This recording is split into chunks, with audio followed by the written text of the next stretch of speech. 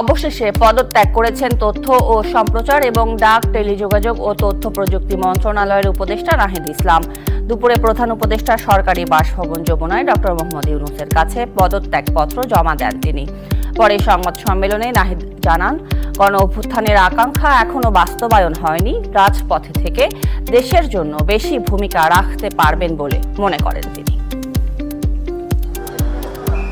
কয়েকদিন ধরে গুঞ্জন চলছিল নতুন রাজনৈতিক দলের হাল ধরতে পদত্যাগ করতে যাচ্ছেন অন্তর্বর্তী সরকারের তথ্য ও সম্প্রচার এবং ডাক, টেলিযোগাযোগ ও তথ্য প্রযুক্তি মন্ত্রণালয়ের উপদেষ্টা নাহিদ ইসলাম।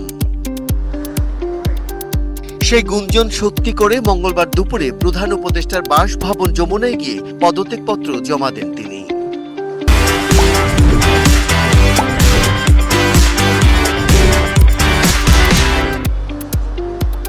পরে সংবাদ সম্মেলনে নাহিদ জানান, তার অধীনে থাকা মন্ত্রণালয়গুলোর পাশাপাশি অন্যান্য কমিটি থেকেও পদত্যাগ করেছেন।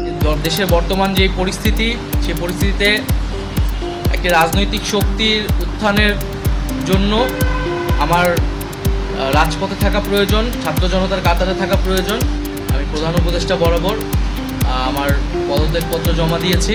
এছাড়াও এই জুলাই শহীদ স্মৃতি ফাউন্ডেশন সহ সরকারের যে সকল কমিটিতে আমি ছিলাম, এই সকল কমিটি থেকে আমি একই সাথে ইস্তফা আমার হচ্ছে।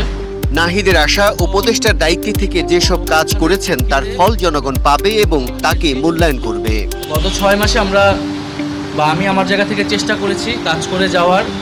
2টি মন্ত্রণালয়ের বাইরেও অনেক অতিরিক্ত দায়িত্ব আমাদের পালন করতে হয়েছে। সেই কাজের ফলাফল হয়তো সামনে জনগণ পাবে। তিনি জানান, আরও কেউ যদি রাজনৈতিক দলে অংশ নিতে চান তারাও সরকার থেকে পদত্যাগ করবেন। আমাদের গণ অভ্যুত্থানের আকাঙ্ক্ষা তো বাস্তবায়িত হয়নি। বিচার এবং সংস্কারের যে প্রতিশ্রুতি নিয়ে এই সরকার গঠিত হয়েছিল, ছাত্ররা এসেছিল, সেই প্রতিশ্রুতি পূরণে অন্য যে 2 জন রয়েছে তারা মনে করছে তাদের সরকারে এখনও দায়িত্ব রয়েছে, তারা এখনও সরকারে থেকেই জনগণকে সার্ভ করবে। তারা যদি রাজনীতি করার প্রয়োজন বোধ করে তারা তখন হয়তো সরকার ছেড়ে দেবে। নতুন দলের আহ্বায়ক হচ্ছেন কিনা জানতে চাইলে তিনি বলেন, অপেক্ষা করতে হবে 28 ফেব্রুয়ারি পর্যন্ত।